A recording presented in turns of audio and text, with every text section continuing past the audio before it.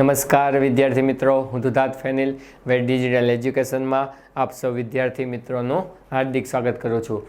આજે આપણે ધોરણ 6 વિષય વિજ્ઞાન ચેપ્ટર નંબર 7 ગતિ અને અંતરનું માપન. તેમાં આજનો આપણો ટોપિક છે કે ગતિના પ્રકારો, એટલે કે ટાઈપ ઓફ મોશન. બરાબર, તો આપણે ગતિના પ્રકારો કેટલા છે, ક્યાં ક્યાં છે, તો એના વિશેની માહિતી આપણે આ લેક્ચરમાં મેળવવાની છે.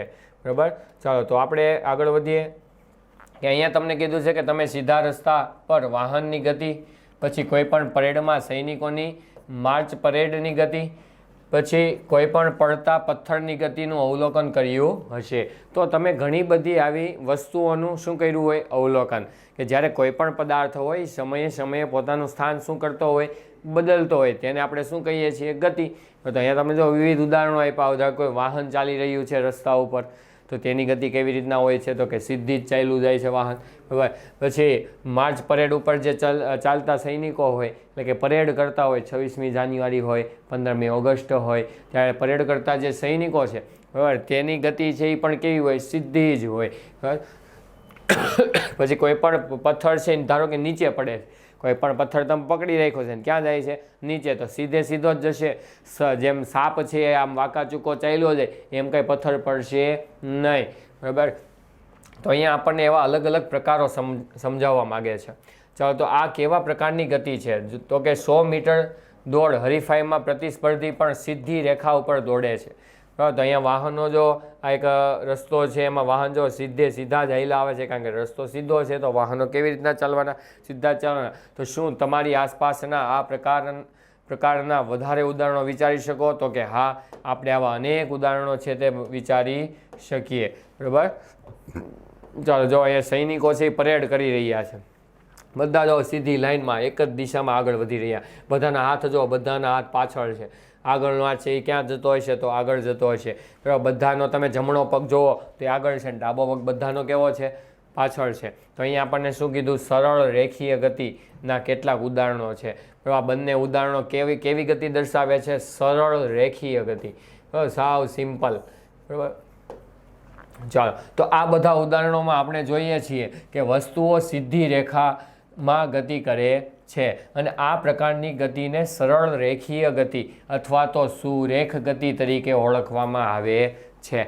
બરાબર, તો જ્યારે કોઈ પણ પદાર્થ પોતાની દિશા બદલ્યા વગર સીધો હાલ્યો જાય, બરાબર, અથવા તો ગતિ કરતો હોય, તો એને શું કહેવાય, સરળ રેખીય ગતિ.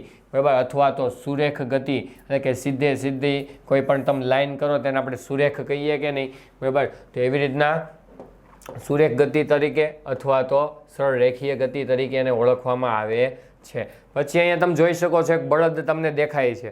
બરાબર, તો આકૃતિ ઉપરથી તમને અંદાજ આવી જશે કે બળદ છે. બરાબર, અહીંયા જે આપણે મશીન એક બનાવેલું છે, કે જે મતલબમાં એક પાત્ર છે, એ પાત્રમાં ધીમે ધીમે પાણી ભરાતું જાય અને પાછું આગળ ઠલવાતું જાય. બરાબર, તો એ જે એનું ચક્ર છે તમને કેવું દેખાય છે, જુઓ તો ગોળ, અને આ જે બળદ છે એ પણ કેવી રીતના ફરતો હશે, ગોળ. તો અહીંયા આપણને એક અલગ ગતિ શીખવાડવા માગે છે. ચાલો જોઈએ, આપણે પહેલાં પ્રવૃત્તિ જોઈ લઈએ 7 નંબરની. તો કે એક પથ્થર લો, તેને દોરીના ટુકડાથી બાંધો તથા તમારા હાથની મદદથી તેને ગોળ ગોળ ફેરવો. હવે એક પથ્થરને તમારે દોરી વડે બાંધવાનો છે. તમે જોજો, જ્યારે ઉત્તરાયણ હોય ત્યારે તમે શું કરતા હોય, કોઈ પતંગ છે તમારે ઉડતી હોય, પકડવી હોય, તો તમે લંગર બનાવો કે નહીં. કોઈ વજનદાર વસ્તુને દોરો બાંધીને આમ ગોળ ગોળ ફેરવીને ઊંચે જવા દો, અને એ આપણો દોરો છે કોઈની પતંગ ચકતી હોય એમાં જઈને આટી લાગી જાય, અને પછી આપણે પતંગને આસાનીથી ખેંચી શકીએ. બરાબર, એવી રીતના એવું જ તમારે એક લંગર બનાવવાનું છે પથ્થરનું, અને તમારે પછી કેવું ફેરવવાનું છે, ગોળ ગોળ ફેરવવાનું છે. બરાબર, તો ગતિને ધ્યાનથી જુઓ. એ જે ગોળ ગોળ તમે પથ્થરને ફેરવો એને ધ્યાનથી જુઓ. આપણે જોઈએ છીએ કે પથ્થર વર્તુળાકાર માર્ગને અનુસરીને ગતિ કરે છે. પથ્થર છે કેવી રીતના ફરતો હશે, વર્તુળાકારે. બરાબર, તો અહીંથી ચાલુ કર્યું તો ધીમે ધીમે વર્તુળાકારે શું કરતો હશે, ગતિ કરતો હશે. તો આ ગતિમાં તમારા હાથથી પથ્થરનું અંતર સમાન રહે છે. બરાબર, તમે જો દોરો છે એક જ જગ્યાએ પકડી રાખ્યો હશે, તો પથ્થરનું અને તમારા હાથ વચ્ચેનું જે અંતર છે એ કેવું હશે, સમાન જ હશે, એ બદલાતું હશે નહીં. તો આ પ્રકારની ગતિ વર્તુળાકાર ગતિ કહે છે. કેવી ગતિ કહેવાય, વર્તુળાકાર. તો એવું એકાદું ઉદાહરણ તમે વિચારો તો વર્તુળાકાર ગતિનું, તો કે ઘડિયાળનો કાંટો કેવા આકારે ગતિ કરતું હોય? વર્તુળાકારે. અહીંયા આપણને જો ચિત્રો પણ આપેલા છે. પછી પંખાના પાંખિયા પણ વર્તુળાકારે ગતિ કરે છે. પછી અહીં આપણને જો પવનની દિશા જાણવા માટેનું એક સાધન આપેલું છે, જે પણ કેવી રીતના ગતિ કરતું હોય છે? વર્તુળાકારે. તો આવી રીતના આ બધા ઉદાહરણો છે, આ 3 ઉદાહરણ એ વર્તુળાકાર ગતિના છે. જેમ કે અહીંયા આપણે આ 2 ઉદાહરણ જોયા હતા, બરાબર, જે સુરેખ ગતિ ધરાવતા હતા. જો અન્ય ઉદાહરણો આપણને અહીંયા આપેલા છે, તો કે વિદ્યુત પંખાના પાંખિયા પર અંકિત કોઈ ચિહ્નની ગતિ કે ઘડિયાળના સેકન્ડ કાંટાની ગતિ વર્તુળાકાર ગતિના ઉદાહરણો છે. તો વિદ્યુત પંખો અથવા ઘડિયાળની એક સ્થાનથી બીજા સ્થાને સ્વયં ગતિ કરી શકતા નથી. એ પોતે જાતે ગતિ નહીં કરી શકે, બરાબર. વધારે પંખો છે એને કેવો કીધો? જો તો વિદ્યુત પંખો. તો કોના વડે ચાલે છે? વિદ્યુત વડે. વિદ્યુત એટલે આપણે એને કહીએ કે નહીં, પાવર કહીએ, લાઇટ કહીએ, વીજળી કહીએ, તો એ વિદ્યુત. તો એ વિદ્યુત વડે પંખો ચાલે છે. ઘડિયાળ પણ સેલમાં શું હોય? વિદ્યુત ઉર્જા હોય, બરાબર. સેલ છે એનાથી ઘડિયાળ ચાલે. સેલ વગર ઘડિયાળ ચાલે નહીં. ઘણી વખત ઘડિયાળ બંધ થઈ જાય, તમે શું કરો છો? સેલ બદલી નાખો છો, તો ઘડિયાળ ચાલવા માંડશે. પરંતુ પંખાના પાંખિયા છે તે ફરે છે, તથા તેવી જ રીતે ઘડિયાળના કાંટા પણ ફરે છે. જો આપણે પંખાના પાંખિયા અથવા ઘડિયાળના કાંટા પર કોઈ જગ્યાએ નિશાન બનાવીએ, બરાબર, તો ફરતી વખતે પંખા અને ઘડિયાળના કેન્દ્રથી તે ચિહ્નનું અંતર સમાન રહેશે? તો કે હા, કારણ કે પંખો જ્યાં ફરતો હોય એની એક નિશ્ચિત ધરી હોય. એ રીતના ઘડિયાળ જ્યાં ફરતી હોય ભાઈ એની પણ એક નિશ્ચિત શું હોય? ધરી હોય, બરાબર. એનું અંતર, ધારો કે તમે આ પાંખિયું છે ફરે છે, તો અહીંયા ધારો કે આપણે કોઈ ચિહ્ન કર્યું, અહીંયા કોઈ ચિહ્ન કર્યું, અહીંયા કોઈ ચિહ્ન કર્યું, તો આ વચ્ચેનું જે અંતર છે સેન્ટરથી, મધ્ય બિંદુથી, એ વચ્ચેનું અંતર ગમે ત્યાં જાય પંખાના પાંખિયા, એ કંઈ બદલશે નહીં. અહીંયા વચ્ચેનું અંતર ધારો કે તમે ધારો 5 સેમી છે, બરાબર. તો એ આ પાંખિયું છે, ધારો કે અહીંયા પીગું, ક્યાં પીગું? અહીંયા. તો અહીંયા વચ્ચેનું અંતર તમે માપશો તો એ પણ કેટલા સેમીનું હશે? 5 સેમીનું, બરાબર. અંતર બદલાશે નહીં. તો કેટલાક કિસ્સામાં વસ્તુ એક જ નિશ્ચિત સમય અંતરાલ પછી પોતાની ગતિનું પુનરાવર્તન કરે. જો હવે પાછું આપણને શું કહેવા માગે છે કે કોઈ પણ પદાર્થ એક એવો પદાર્થ છે કે જે નિશ્ચિત સમયે પાછું એની ગતિ, જ્યારે ગતિ કરતું હોય ત્યારે એની સ્થાન ઉપર પાછું તમને જોવા મળે. નિશ્ચિત સમયે, સમય બદલતો નથી, પોતાની જે ગતિ છે એનું શું કરે છે? પુનરાવર્તન. તો આ પ્રકારની ગતિને આવર્ત ગતિ કહેવાય. શું કહેવાય? આવર્ત ગતિ. તો જો તમને અહીંયા આવર્ત ગતિ જોવા મળે છે, તો કે હા, જ્યારે લોલક છે પહેલાં ક્યાં હતો? વચ્ચે. પછી કઈ બાજુ ગયો? જમણી બાજુ.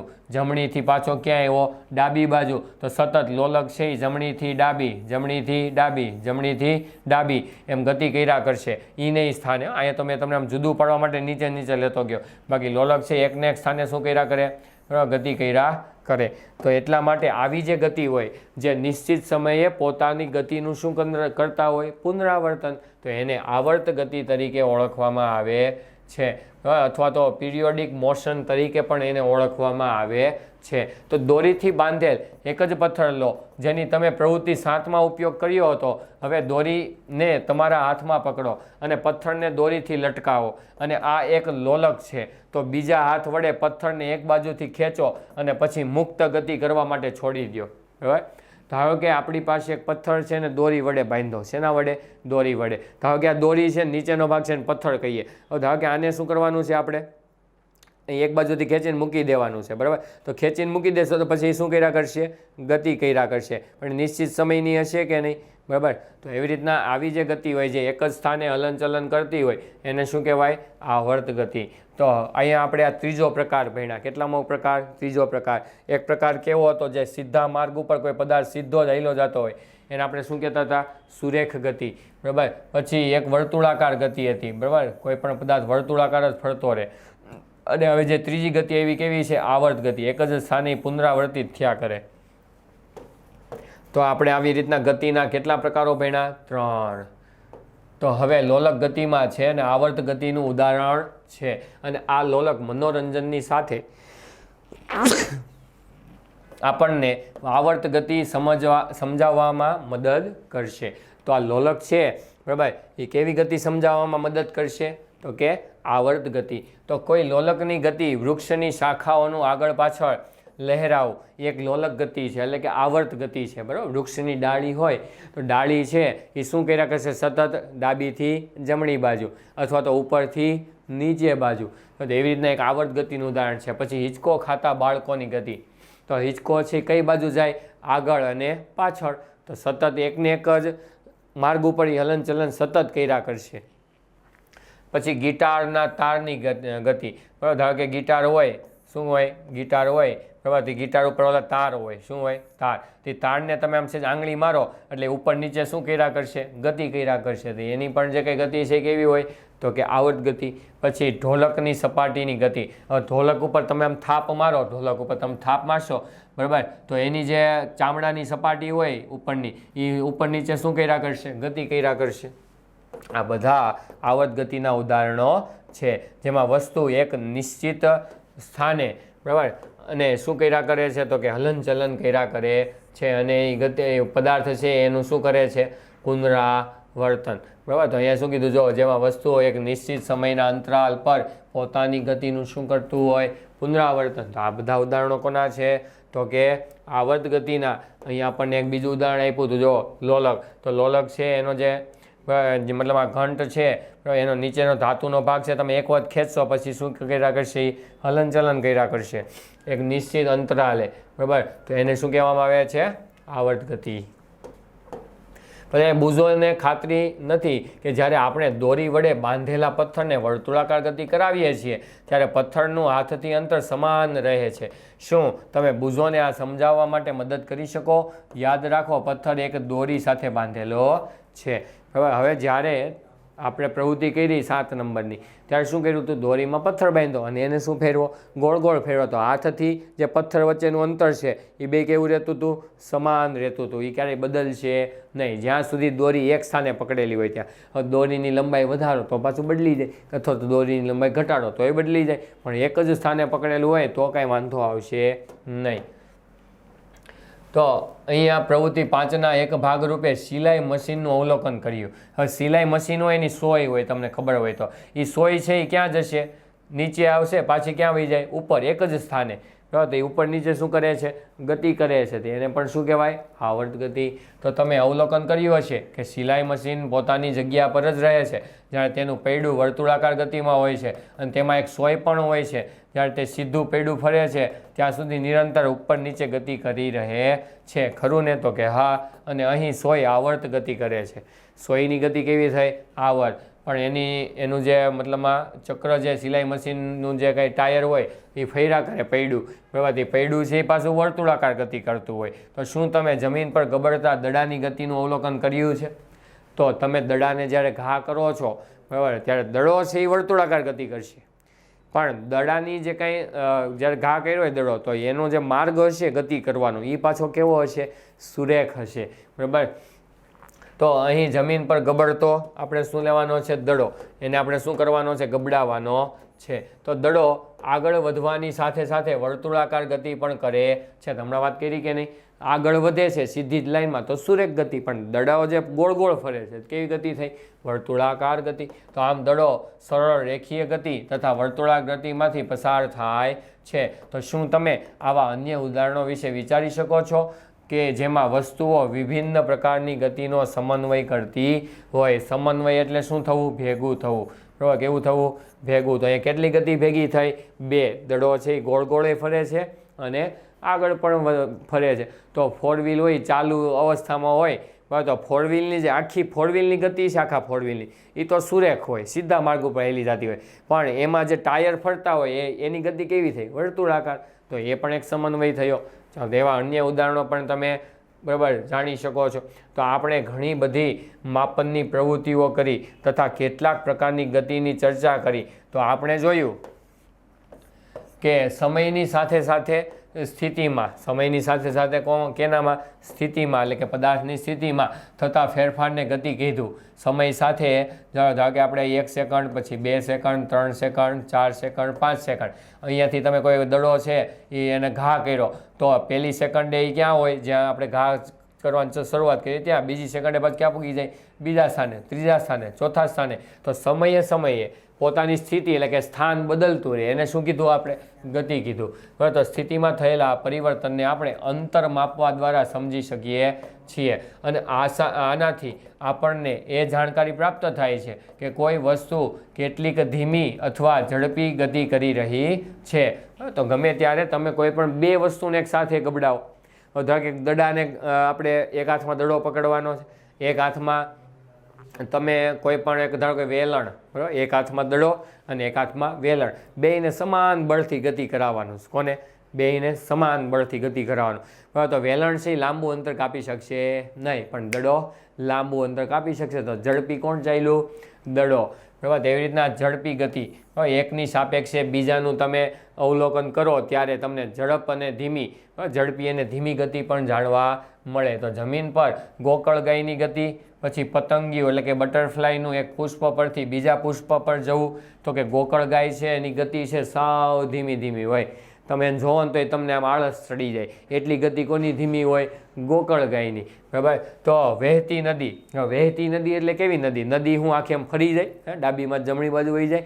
નહીં. તો નદીમાં જે પાણી ચાલુ હોય સતત, ઊભું રહે નહીં ક્યાંય સ્થિર, એને વહેતી નદી કહેવાય. નદી નથી હલવાની. હલવાનું કોણ છે? એમાં રહેલું પાણી. બરાબર, પછી ઉડતું વિમાન. વિમાન કેવું હોય? ઉડતું. એરપોર્ટ ઉપર સ્થિર પડ્યું હોય એ નહીં. બરાબર, પછી પૃથ્વીની આજુબાજુ ચંદ્રની ગતિ. તો કે પૃથ્વી છે એની આજુબાજુ કોણ ભ્રમણ કરી રહ્યું છે? ચંદ્ર ભ્રમણ કરી રહ્યું છે. તો એની ગતિ વર્તુળાકાર ગતિ. આપણા શરીરમાં રુધિર છે એનું પરિવહન. આપણા શરીરમાં જે કંઈ લોહી છે, બરાબર, આખા શરીરમાં શું કરે છે? પરિવહન કરે છે. એટલે કે એક જગ્યાએથી બીજી જગ્યાએ. હવે ધારો કે તમે પડ્યા હોય તો કોણી સોલાઈ જાય, ગોઠણે સોલાઈ જાય અને ખંભોય સોલાઈ જાય. ત્રણેય જગ્યાએ એકાઈ લોહી નીકળે છે કે નહીં? એનું કારણ શું? કે રુધિર છે એ બધે ભ્રમણ કરે છે, ક્યાંય સ્થિર હોતું નથી. બરાબર, તો આપણી આસપાસ થનારી ગતિને દર્શાવે છે. આ બધા ઉદાહરણો એવા છે કે આપણી આજુબાજુમાં ગતિના ઉદાહરણો છે. એ સમયે સમયે પોતાનું સ્થાન બદલ્યા કરે છે. તો અહીંયા આપણે આ ચેપ્ટરમાં શું શીખ્યા? બરાબર, કે ગતિના પ્રકારો શીખ્યા. એની પહેલાં આપણે શું શીખ્યા? કે કોઈ પણ પદાર્થનું આપણે શું કરી શકીએ? માપન કરી શકીએ. બરાબર, એટલી જાણકારી આપણને આ ચેપ્ટરમાંથી મળી. તો અહીંયા આપણું ચેપ્ટર કેવું થાય છે? પૂર્ણ. હવે પછીનું જે ચેપ્ટર છે એ આપણે આવતા વિડીયો લેક્ચરમાં જોઈશું. જય હિન્દ, જય ભારત.